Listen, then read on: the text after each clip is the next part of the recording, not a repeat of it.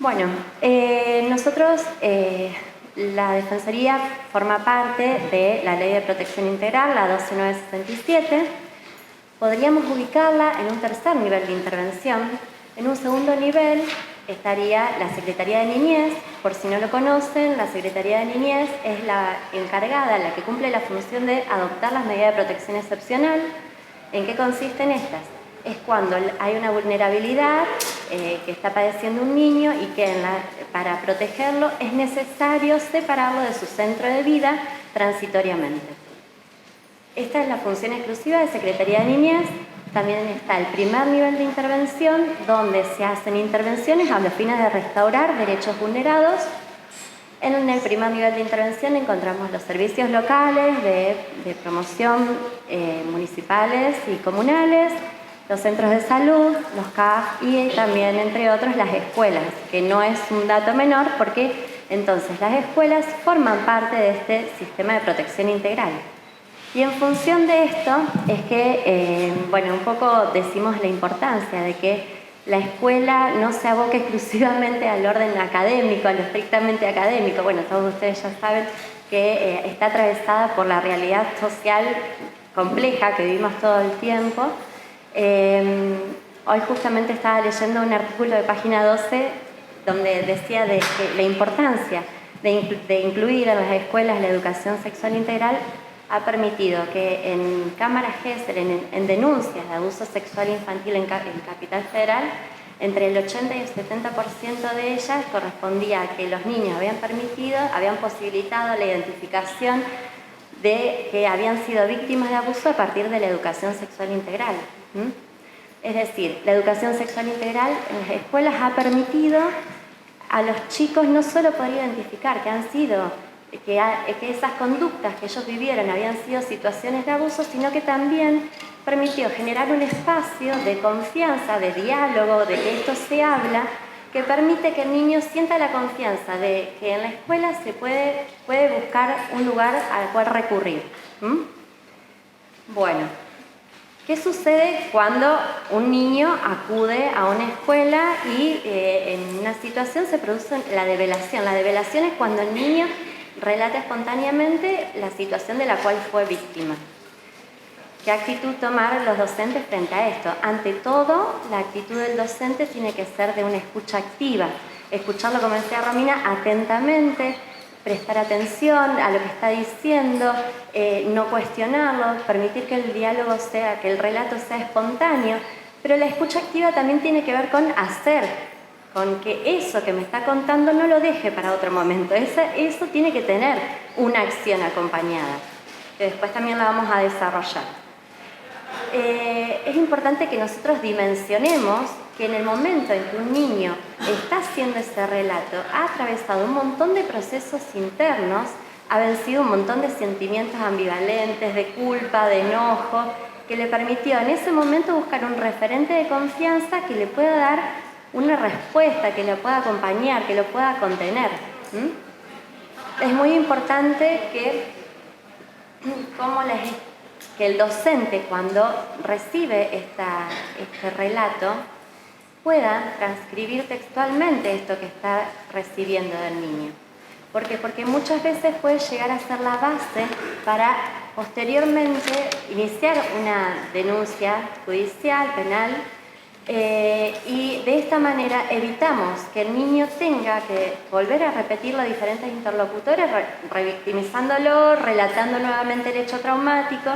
Entonces es muy importante en ese momento que el docente pueda transcribir lo más textualmente posible y sin hacer preguntas muy invasivas, simplemente haciendo preguntas generales que faciliten el discurso y, fundamentalmente, identificando, por ejemplo, quién generó el abuso, dónde ocurrió, cuándo ocurrió. ¿Por qué? Porque esto nos va a permitir a nosotros identificar la urgencia de la intervención. Si es una persona conviviente, la urgencia va a ser inmediata. Si es una persona extrafamiliar, bueno, nosotros en ese caso podemos pedir a algún progenitor o algún referente afectivo que se acerque para comentarle la situación, intervenir de otra manera, siempre y cuando el niño esté protegido. Bueno, nosotros nos preparamos PowerPoint, entonces lo íbamos hablando. En esto que decía Priscila recién, en cuanto a sobre qué preguntar, cuáles son los datos importantes, sin ahondar, por supuesto, ¿no? Pero qué es lo que debería quedar claro para poder determinar la urgencia, es esto de no solamente quién es el agresor y si el agresor convive con el niño, sino también la fecha en la cual ocurrió este hecho. O sea, más que nada no tanto la fecha precisa, sino si es un hecho reciente. O sea, si ocurrió dentro de las 72 horas. Porque si ocurrió dentro de las 72 horas, la atención ahí es urgente, es inmediata. No solo la atención en salud, sino también las medidas que se toman para poder proteger al niño, ¿no? Entonces, en esto de determinar, evaluar el riesgo y determinar la urgencia, estos elementos no pueden faltar, ¿no? Por supuesto, sin someter al niño a una interrogación. Si el hecho es un hecho de larga data, ahí ya no estamos ante una situación de urgencia, sino que, por lo menos como para la evaluación, sí, por supuesto, para excluir al agresor, ¿no? Pero no hay que hacer una asistencia médico-forense en el momento, ¿no? Para determinar la existencia del hecho. Bien, también quería comentarles que si bien el relato constituye un indicador específico, el relato espontáneo del niño constituye un indicador específico de una situación de abuso, también que, bueno, por supuesto que esto es un elemento suficiente para iniciar una denuncia. También hay otros elementos que no son específicos, como por ejemplo, nosotros en la escuela tenemos la posibilidad de evaluar al niño a lo largo de todo el año, ver los cambios comportamentales, los cambios actitudinales, de emociones que pueda llegar a presentar. Entonces, pueden haber indicadores inespecíficos que nos pueden llegar a dar cuenta de que que está teniendo una vulnerabilidad. Bueno, en este caso también hay una posibilidad de dar intervención, de poner en conocimiento a los equipos locales de los municipios o comunas o a la gente del equipo socioeducativo con la cual trabajamos permanentemente, a los fines de que se pueda hacer una evaluación para ver si este niño realmente está siendo víctima de algún tipo de vulnerabilidad. Lo importante es que ustedes como docentes sepan que de ninguna manera el hecho de recibir el relato de un niño, ustedes tienen que hacer una validación o establecer credibilidad en ese relato o establecer diagnóstico. De ninguna manera. Ustedes, al tomar conocimiento de una situación de abuso, el único camino es la denuncia, por supuesto respetando los canales jerárquicos que ustedes tienen a los fines de también protegerse, pero siempre hay que la denuncia se tiene que hacer. Bueno, y ahora. Bueno, acá me toca la parte de la obligación de denunciar, ¿no? O sea, en esto de cuando se toma conocimiento de la situación de abuso, ¿no? Del develamiento de la situación de abuso, lo que sigue es esto de hacer la denuncia, ¿no? Y esto se enmarca en el derecho del niño a ser oído. Vieron que siempre hablamos del tema del derecho del niño a ser oído y es como una frase repetida que todos conocemos, pero en realidad el derecho del niño a ser oído se pone en juego, ¿no? Al momento de hacer algo con lo que el niño dice, ¿no? Y por ahí parece ser como que quienes son los encargados de respetar este derecho del niño a ser oído son a lo mejor un juez que interviene o alguna autoridad que interviene. No, todos tenemos, ¿no? Esta posibilidad de escuchar a los niños en los distintos ámbitos, y si esa escucha se produce en la escuela y si el niño está develando una situación de abuso, a partir de allí tenemos la posibilidad de que ese derecho del niño a ser oído sea efectivo, que se cumpla, ¿no? Que no quede como una máxima ahí que está en la Convención de los Derechos del Niño, pero que después a la hora de la implementación efectiva de ese derecho realmente se pueda hacer realidad para ese niño.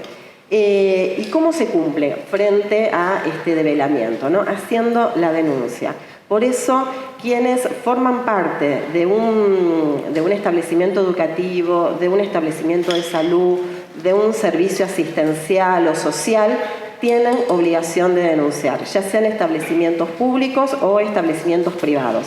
Y en general, todo agente o funcionario público tiene obligación de hacer la denuncia. bajo la sanción, ¿no?, de un delito penal también, como lo es el abuso sexual infantil, que es el delito de incumplimiento de los deberes de funcionario público, que es un delito penal, ¿no? Por lo tanto, bueno, tenemos primero una obligación moral de actuar y una obligación legal de actuar. ¿Cuándo? Cuando tomo conocimiento, simplemente, cuando tomo conocimiento del hecho. Como decía Priscila recién, no es necesario que tengamos pruebas de que el hecho sucedió o que nos conste que el hecho sucedió. Imagínense que un hecho de abuso es un hecho del cual solo vamos a tener en ese momento la palabra del niño, nada más.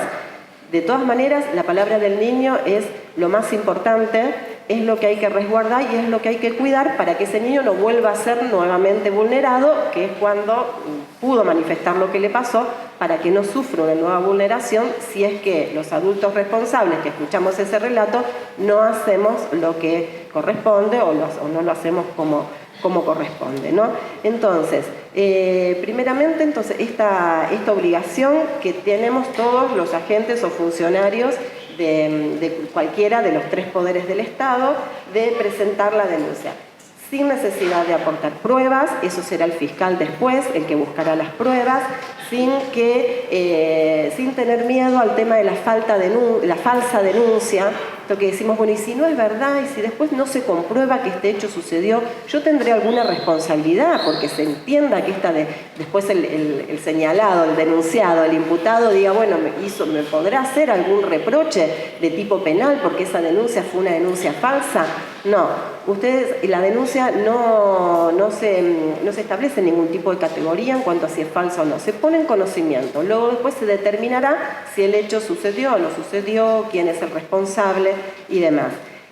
Tampoco van a sufrir ningún tipo de denuncia por calumnias, injurias, por estar acusando a otro de haber cometido algún delito. Se pone en conocimiento en la Comisaría de la Mujer, se hace la denuncia acá en la ciudad de Santa Fe, en el resto de la provincia puede ser en los centros territoriales de denuncia o en cualquier comisaría. Siempre es importante los lugares que sean especializados y que haya personal capacitado para recibir la denuncia. ¿Tienen que llevar al niño a hacer la denuncia? No. Es el adulto el que hace la denuncia, ya sea respetando, como decía Priscila recién, los canales institucionales, o sea que sea la persona responsable del establecimiento educativo, la directora, vicedirectora y demás, y si no, puede ser también el docente que tomó conocimiento de esta situación, ¿no? O sea, se puede respetar la vía jerárquica hacia dentro de la institución o directamente el mismo docente. Bien, se puede pedir la reserva de identidad, ¿no?, que esto siempre es algo que genera bastante temor, ¿no?, en esto de ir y hacer una denuncia. Reserva de identidad, no denuncia anónima, que es diferente. Denuncia anónima sería, voy a denunciar, pero no doy mis datos, no digo quién soy.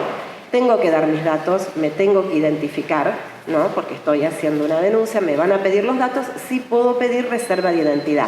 Que después el fiscal me puede llamar para tomarme una declaración, para pedirme que amplíe la denuncia y demás, sí. El fiscal va a tener conocimiento de quién hizo la denuncia, a pesar de... O sea, la reserva de identidad no es para el fiscal sí va a estar en conocimiento, ¿no? Pero bueno, es un resguardo importante que se puede tomar, esto de solicitar la reserva de identidad al momento de hacer la denuncia. A partir de allí se genera una doble vía, ¿no? Por un lado, la vía penal que se desencadena a partir de la denuncia, que va dirigida hacia acreditar que el hecho sucedió y hacia, bueno, dictar al final una sentencia condenatoria en contra de la persona que cometió este hecho. Esa es la vía penal, que es el fiscal, el que investiga este delito, y es el juez penal que interviene y juzga, ¿no? Y por el otro lado, paralelamente a esta vía penal, está la vía de protección, que son los servicios locales de primer y segundo nivel, que recién explicaba Priscila, ¿no?, que es el servicio local del municipio de Santa Fe, el que va a tomar intervención frente a un hecho de estas características y puede evaluarse, de acuerdo al riesgo, la necesidad de adoptar una medida de protección excepcional que la adopta la Secretaría de Derechos de Niñez, Adolescencia y Familia. ¿Esto siempre? No, de acuerdo a la situación, porque ¿qué puede pasar?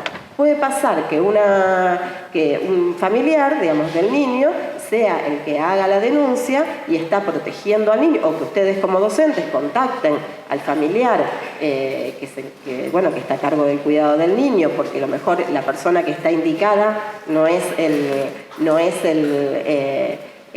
un abuso intrafamiliar, ¿no? Entonces ahí sí conviene contactar a la familia, ¿no? Entonces, en este caso, cuando hay un familiar que está conteniendo al niño y que estás protegiendo al niño, probablemente no sea necesario que se desencadene la vía de la protección y la intervención de los organismos del Estado que tienen que ver con la protección de niños, niñas y adolescentes.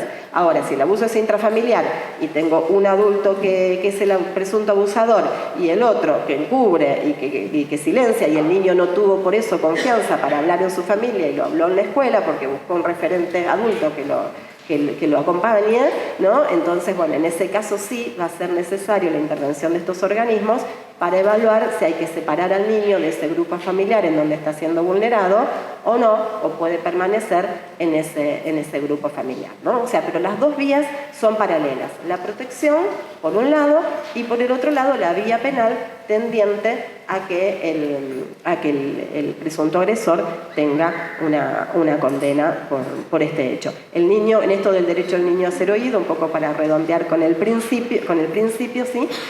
También tiene derecho a participar en este proceso penal. No solo como objeto de prueba cuando se ha escuchado en la cámara Gesell, ¿no? En donde se trata de que la escucha sea una única escucha, que se haga una única entrevista y que el niño no tenga que hablar tantas veces frente a tantas personas, esto que escuchamos siempre, ¿no? Esto de evitar la revictimización, ¿no? O sea, que no solo que no hable tantas veces, sino que también esa entrevista sea cercana en el tiempo a cuando se produjo el primer develamiento y no que lo llamen para la cámara Gesell y para la entrevista de declaración testimonial un año después de que el niño manifestó esto, ¿no? Tiene que ser temprana y de ser posible en una única vez. Esto es un objetivo que estamos ahí tratando de llegar. A veces no es una, son 2 o 3 veces, pero bueno, se trata de que sea la menor cantidad de veces posible. Ahí el niño participa en el proceso penal, no solo porque es el objeto de la prueba, porque la prueba del delito es la voz del niño, ¿no? Sino también porque, bueno, es un sujeto de derecho que tiene derecho a tener participación en ese proceso penal porque tiene un interés propio, ¿no? Puede estar representado por el abogado del niño, puede comparecer como querellante, bueno, esto ya implicaría entrar en cuestiones más procesales, pero bueno, muy a grandes rasgos vamos cerrando y rápidamente le paso a mis compañeras y después quedamos dispuestas para las preguntas. Muchas gracias.